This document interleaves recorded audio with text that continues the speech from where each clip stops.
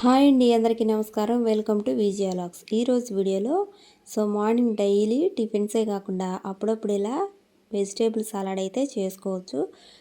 చాలా బాగుంటుంది, అలాగే ఆరోగ్యానికి కూడా చాలా మంచిది. మంచి హెల్త్ బెనిఫిట్స్ ఉంటాయండి.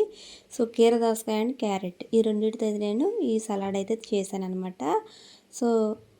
ఫస్ట్ అయితే కీర దోసకాయ ఒకటను, ఇంకా క్యారెట్ ఈ రెండు ఒక్కొక్కటి అయితే తీసుకున్నాను. ఈ కీర దోసకాయ లేకుంటే ఇంకా మన వెజిటేబుల్స్ బీట్రూట్ అట్లా కూడా కలుపుకోవచ్చు అనమాట. మనం ఫస్ట్ అయితే ఈ రెండింటితో నేను చేస్తున్నాను. ఇప్పుడు ఇదైతే కీర దోసకాయ మొత్తం ఒకసారి వాష్ చేసుకొని తీసుకుంటున్నాను. ఈ కీర దోసకాయ పైన ముళ్ళులాగా ఉంటాయండి అక్కడక్కడ. అవి అయితే తీసేసుకొని ఈ రెండు కూడా నీట్గా వాష్ చేసుకొని తీసుకోండి. ఇప్పుడు ఈ కీర దోసకాయలు సన్న ముక్కలుగా కట్ చేసుకోవాలి, ఎందుకంటే మనం తినడానికి కూడా మనకి బాగుండాలి కదా.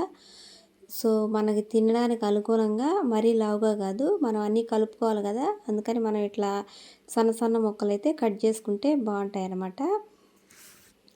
చూసారుగా ఇట్లా చిన్న ముక్కలు అయితే కట్ చేసుకోవాలి. క్యారెట్ అండ్ కీర దోసకాయ రెండు కూడా సన్న ముక్కలు అయితే కట్ చేశాను అనమాట. తీసుకొని ఒక గిన్నెలో తీసుకుంటున్నాను. ఇప్పుడు మనకి కలుపుకోవడానికి కూడా వీలుగా ఉంటాయి కదా.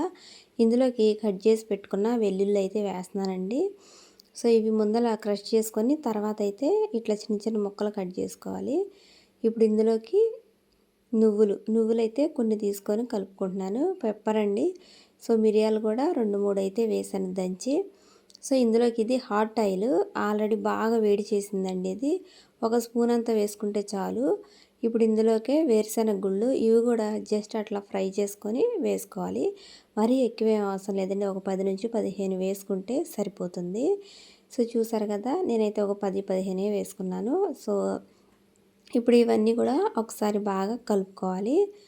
ఇవి మొత్తానికి ప్రతి ఒక్క ముక్కకి పట్టేటట్టు ఇవన్నీ కూడా బాగా కలుపుకోవాలి, లేదా పట్టుకొని ఇట్లా ఎగరేస్తే మొత్తం కూడా బాగా కలిసిపోతాయి. మనం డైలీ ఇడ్లీ దోశ ఇవే కాకుండా అప్పుడప్పుడు మార్నింగ్ టిఫిన్ లాగా ఇవైతే తీసుకోవచ్చండి, చాలా మంచిది అనమాట. ఇవైతే చూసారు కదా, ఇలా మొత్తం అయితే ఎగరేస్తే మనకి మొత్తం కూడా బాగా కలిసిపోతాయి అన్నమాట ఇవన్నీ. ఇప్పుడు ఇందులో మనం డైరెక్ట్ ఇట్లా తినేసేయచ్చు, లేదా పెరుగైనా కూడా కలుపుకోవచ్చండి. నేను మీకు పెరుగు కూడా కలిపి చూపిస్తాను. మనకు డైరెక్ట్గా ఇలా తిన్నా కానీ బాగుంటాయి అన్నమాట, మంచిది కూడాను.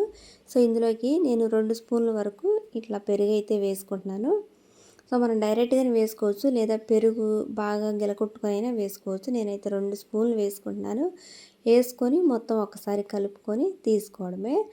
చూసారు కదండి, కీర దోసకాయ సలాడ్ అనమాట. మీరు కూడా ఒకసారి ఇట్లా ట్రై చేయండి. వీడియో నచ్చితే లైక్ చేయండి, అలాగే మా ఛానల్